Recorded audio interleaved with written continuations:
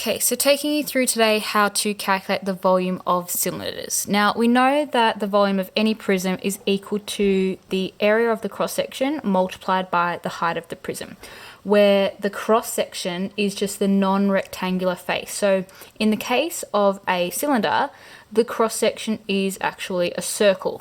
So that gives us a formula for the volume of a cylinder, which comes out to be pi r squared, which is of course the area formula, multiplied by the height of the prism. Okay, so it's nice and straightforward.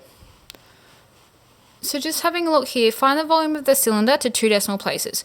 So we have a cylinder here which has a diameter of 1.8 meters and a height of 0.3 meters. Now it's really important to note here that our volume formula uses the radius, not the diameter. So it's really important that you first recognize that that's a diameter, but we need the radius. So of course, when the diameter is 1.8 meters, the radius is of course half of that, which is 0.9 meters. Okay, so that's what we're going to use in our formula. Pi times 0.9 squared multiplied by the height of the prism, which in this case is 0.3. So nice and straightforward. We get that to come out to be 0.7634. However, it's always good to check. We've been asked to round that to 2 decimal places, so I'll just show you quickly how to round that. We're going to chop it off after 2 numbers after the decimal point. That's what 2 decimal places means. We underline our critical digit. Our critical digit in this case is a 3, which is lower than 5. When it's lower than 5, that means our last number that we want to keep stays the same. So it ends up being 0.76 cubic meters. Now, it's really important to note you don't need to write out this step of, 0.7634, blah, blah, blah, blah, blah.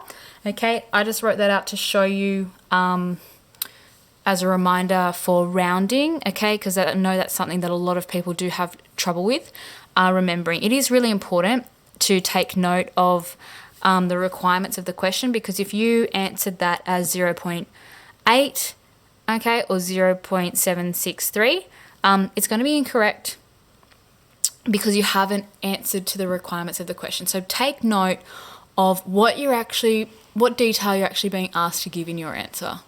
It's really, really important. So something else you might be asked when you're finding the volume is to actually find the capacity.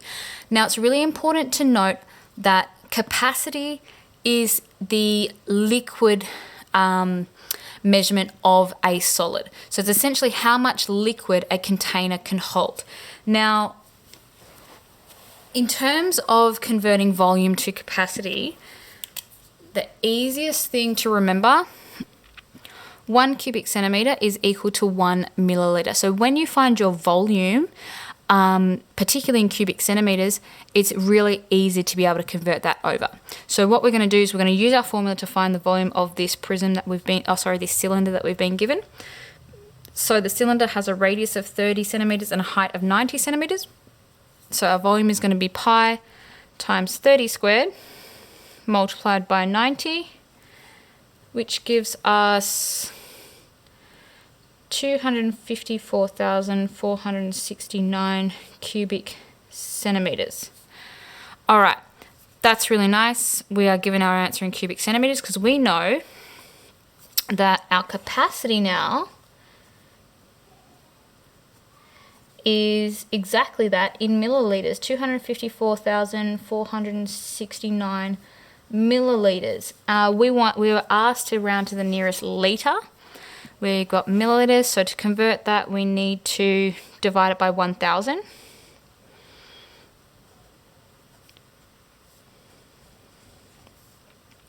Which gives us 254.469, obviously, which to the nearest litre is going to be 254 litres.